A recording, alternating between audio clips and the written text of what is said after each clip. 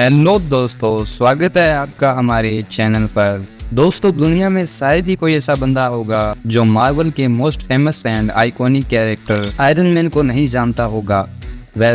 तो iron man की popularity हमेशा से ही ऐसी नहीं थी। आयरन मैन 50 साल पहले इंट्रोड्यूस हुआ था और इसे पॉपुलर करने में मार्वल सिनेमैटिक यूनिवर्स और हमारे सबके फेवरेट टोनी स्टार्क यानी रॉबर्ट डाउनी जूनियर का बहुत बड़ा योगदान है। और इसीलिए आज दुनिया में हर बंदा आपको आयरन मैन का फैन मिल जाएगा। तो चलिए, इसीलिए आज के इस वीडियो में हम आयरन मैन से जुड़े 5 ऐसे कमाल के फैक्ट जानते हैं जो कि बहुत ही ज्यादा मजेदार है। ये वीडियो आयरन मैन फैक्ट का पहला पार्ट होगा, तो वीडियो को अंत तक जरूर देखना। So without wasting any more time, let's begin the countdown.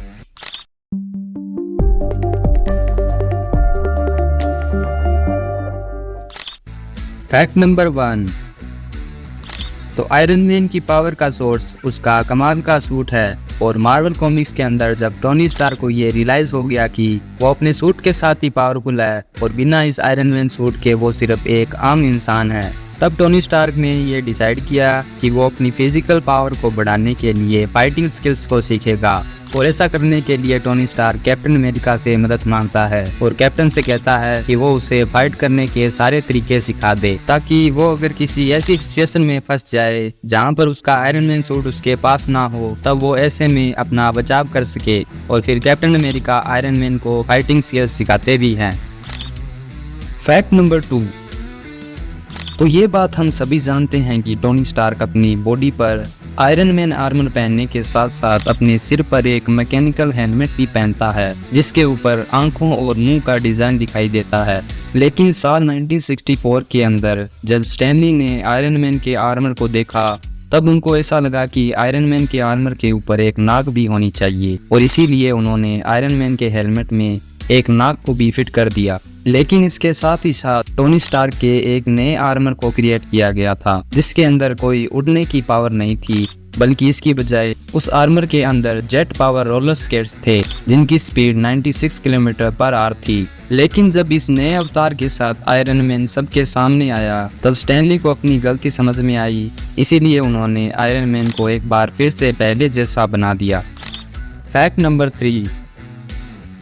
आज के टाइम एमसीयू में सभी लोग आयरन मैन को पसंद करते हैं, लेकिन दोस्तों एक टाइम ऐसा भी था जब लोग आयरन मैन से नफरत करने लगे थे। तो ये बात तब की है जब civil war first comic book release हुई थी। तो उस कॉमिक बुक में जब Iron Man and Captain America के बीच फाइट होती है, वो भी सिर्फ इसलिए कि कैप्टन अमेरिका गवर्नमेंट के उस पेपर पर साइन नहीं करना चाहता जो कि उन दोनों के बीच समझौता हुआ था। और इस कारण आयरन मैन और कैप्टन अमेरिका के बीच काफ़ी फाइट होती है, और ज़्यादातर लोगों ने इस मामले में कैप्टन अमेरिका को ही सही ठहराया था। तो इसके कारण काफ़ी लोग आयरन मैन से नफरत करने लगे थे, और आयरन मैन के लिए लोगों की नफरत और भी ज़्यादा बढ़ गई जब सिविल वॉर कॉमिक का सेकंड पार्ट रिलीज हुआ। इस कॉमिक बुक के रिलीज होने के बाद उसमें भी बिल्कुल ऐसा ही था, जहां पर आयरन मैन गवर्नमेंट के साथ सहमत था और कैप्टन मार्वल सहमत नहीं थी। और इस कॉमिक बुक में भी लोगों ने कैप्टन मार्वल को ही सही ठहराया और टोनी स्टार्क को गलत।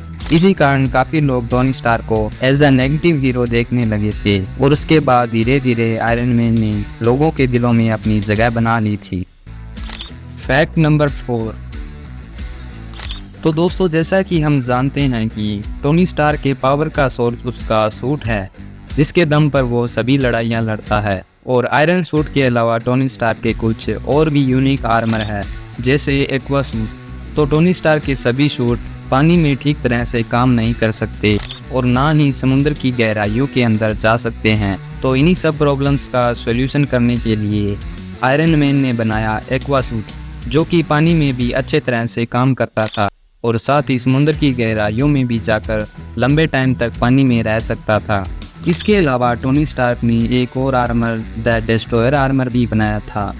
तो एक कॉमिक बुक इवेंट में टोनी स्टार्क ने एसगार्ड के मैजिक मेटल से एक डिस्ट्रॉयर आर्मर बनाया, और इस सूट को बनाने के लिए टोनी स्टार्क ने वही मेटल यूज़ किया जिस मेटल से थॉर का म्योनियोर बना था।